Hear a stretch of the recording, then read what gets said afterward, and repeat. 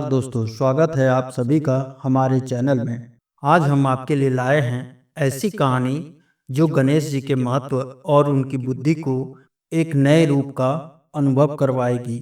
हम सब जानते हैं कि गणेश जी को विघ्नहर्ता और बुद्धि के देवता के रूप में जाना जाता है, लेकिन क्या आपने कभी सोचा है कि उनकी बुद्धि की परीक्षा ऐसी जगह हुई हो जहाँ कोई नहीं जा सकता, सिर्फ ज्ञान ही एकमात्र रास्ता हो।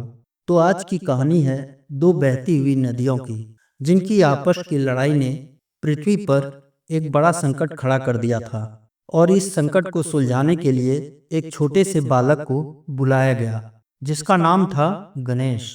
चलिए शुरू करते हैं गणेश और दो नदियों की अद्भुत कहानी।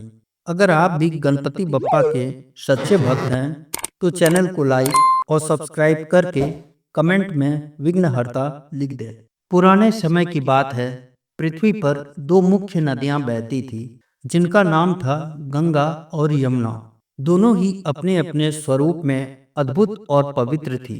गंगा शांति और निर्मलता का प्रतीक थी, जबकि यमुना चंचलता और तेजी का प्रतीक थी। लेकिन वक्त के साथ दोनों के बीच एक घमंड की लड़ाई शुरू हो गई।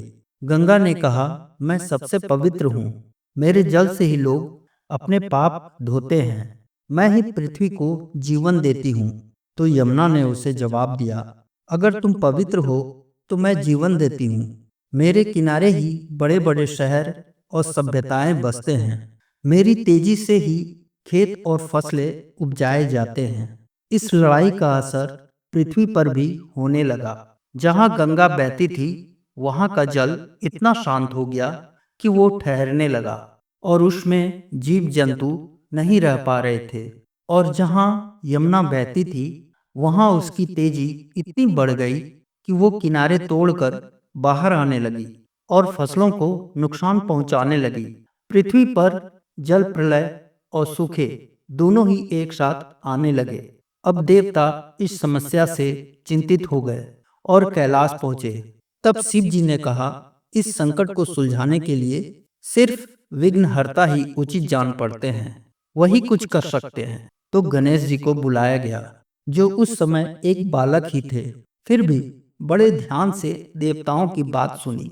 इसके बाद वो उस स्थान पर पहुंचे जहां गंगा और यमुना अपने अपने घमंड में बैठी थी। तब उन्होंने गंगा जी से कहा, माता, आपकी शांति और निर्मलता ही आपकी शक्ति है, पर अगर वो शांति इस स्थिरता में बदल जाए तो जीवन आगे कैसे बढ़ेगा। फिर उन्होंने यमुना से कहा, माता, आपकी तेजी और चंचलता ही आपका जीवन है। अगर वो तेजी एक विनाश में बदल जाए तो जीवन कैसे बचेगा। दोनों नदियों को अपनी गलती का एहसास हुआ। उन्होंने गणेश जी से माफी मांगी और एक समाधान मांगा।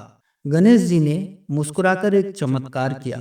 उन्होंने अपनी एक उंगली से एक छोटी सी रेखा खींच दी। जैसे ही उन्होंने यह रेखा खींची, दोनों नदियों का जल उस रेखा पर मिलने लगा।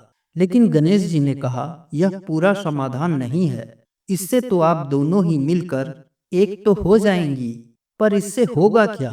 दोनों नदियों ने अपनी सहमति जताई। तब गणेश जी ने उनसे एक प्रश्न पूछा, अगर आप दोनों को एक होना है तो किसका रंग गहरा है और किसका हल्का। दोनों नदियां इस प्रश्न से हैरान हो गई। उन्होंने कहा, प्रभु, हमारे जल का रंग अलग अलग है। गंगा का जल हल्का है और यमुना का गहरा। तब गणेश जी ने इस जवाब पर कहा, तो आपका मिलना ही आपकी शक्ति है। जब एक गहरा रंग एक हल्के रंग से मिलता है तो वो एक नया रंग बनता है, एक नया रूप बनता है। इसी तरह अगर आप दोनों भी मिलेंगे तो आप एक नया जीवन बनाएंगी। गंगा की शांति से जब यमुना की तेजी मिलेगी तो दोनों का संतुलन बनेगा। यह सुनकर गंगा और यमुना दोनों प्रसन्न हो गई। उनका घमंड टूट गया। वो आपस में गले मिली। उनका मिलन हुआ, जिसे आज हम त्रिवेणी संगम के नाम से जानते हैं। उस मिलन से एक नया मार्ग बना और पृथ्वी पर फिर से जीवन का संतुलन लौट आया।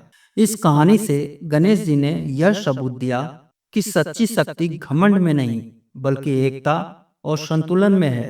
और उनकी बुद्धि ने ना सिर्फ दो नदियों का हल निकाला, बल्कि उन्हें एक नए रूप में जीवन और प्रसिद्धि दिलवाई। तो देखा आपने कैसे गणेश जी ने अपनी बुद्धि का उपयोग करके एक बड़े संकट को टाल दिया और दो अलग अलग ताकत को एक कर दिया। उन्होंने हमें यह सिखाया कि हम सब में अपनी एक अलग शक्ति है, पर जब हम सब एक साथ आते हैं तब हम ऐसी मुश्किलों को भी हल कर सकते हैं जो हम अकेले नहीं कर सकते। तो यह थी हमारी आज की अनोखी कहानी। मिलते हैं अगले वीडियो में एक और नई कहानी के साथ। तब तक के लिए जय हिंद, जय भारत।